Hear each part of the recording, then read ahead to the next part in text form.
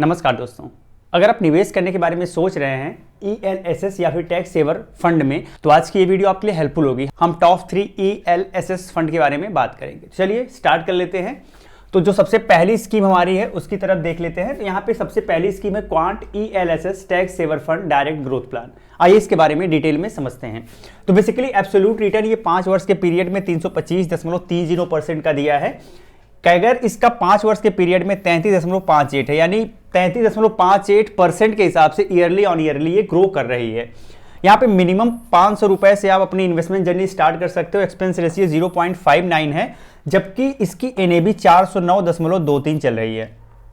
इस स्कीम में अभी तक 10,799 करोड़ रुपए मैनेज किया जा रहा है। वैल्यू रिसर्च इसे 5 स्टार रेटिंग दिया है, जबकि मॉर्निंग स्टार ने 5 स्टार की रेटिंग प्रोवाइड की है। अल्फा की बात करें तो 2.84 है, जो कि 1 से ठीक, मतलब 1 से ज्यादा है तो ठीक है। बीटा इसका ज्यादा है 1.11, यानी मार्केट में अगर 1% की गिरावट होगी तो इस फंड में 1% से ज्यादा की गिरावट होगी, तो फ्लक्चुएशन ज्यादा है।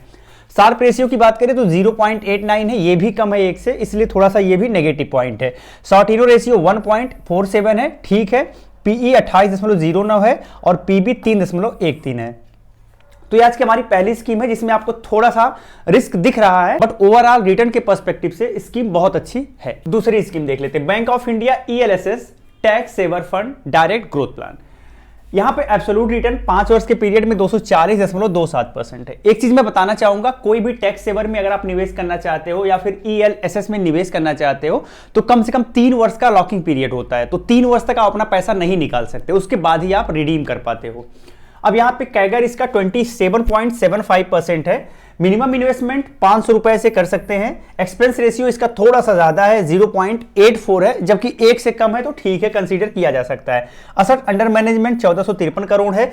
चूंकि एसेट अंडर मैनेजमेंट अभी ज्यादा नहीं है, इसलिए एक्सपेंस रेशियो आपको ज्यादा दिख रहा है। जैसे जैसे ये बढ़ेगा ये कम होता जाएगा।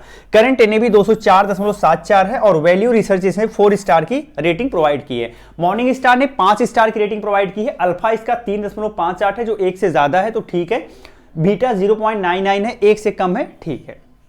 शार्प रेशियो 0.97 है, थोड़ा सा कम लग रहा है।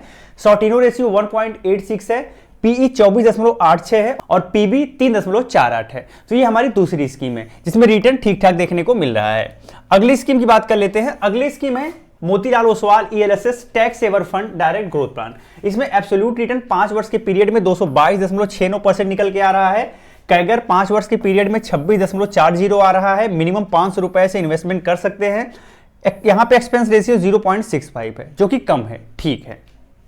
एसेट अंडर मैनेजमेंट 4186 करोड़ रुपए का है। वैल्यू रिसर्च ने 4 स्टार रेटिंग दी है। करंट NAV 64 रुपए के करीब है। बात करें मॉर्निंग स्टार की रेटिंग की तो 4 स्टार की रेटिंग इसने भी प्रोवाइड करा है। अल्फा यहां पे बहुत अच्छा आपको देखने को मिलेगा, 9.85 का अल्फा है, यानी आउट परफॉर्म करती हुई स्कीम दिख रही है। बीटा 0.95 है, जो कि ठीक है। इसका शार्प रेशियो भी ठीक है 1.42, जबकि इसका शॉर्ट-इन रेशियो भी बहुत अच्छा है 2.36। बात करें पीई तो थोड़ा महंगा आपको दिख सकती है स्कीम 64.44 और पीबी भी इसका 6.81 है, जो कि थोड़ा सा ज्यादा है। तो ये हमने 3 स्कीम के बारे में बात करा है जो कि ELSS या फिर टैक्स सेवर फंड की अच्छी स्कीमें मानी जाती हैं, जो कि बहुत अच्छा साल दर साल रिटर्न आपको जनरेट करके दे रही हैं। ये कोई बाय एंड सेल रिकमेंडेशन नहीं है। अगर बाय एंड सेल करना चाहते हो, इसमें पैसा लगाना चाहते हो, तो अपने फाइनेंशियल एडवाइजर से एक बार सलाह जरूर ले लीजिएगा। यह वीडियो एजुकेशनल पर्पस से है, तो आप इसे एजुकेशनल पर्पस से ही समझिएगा।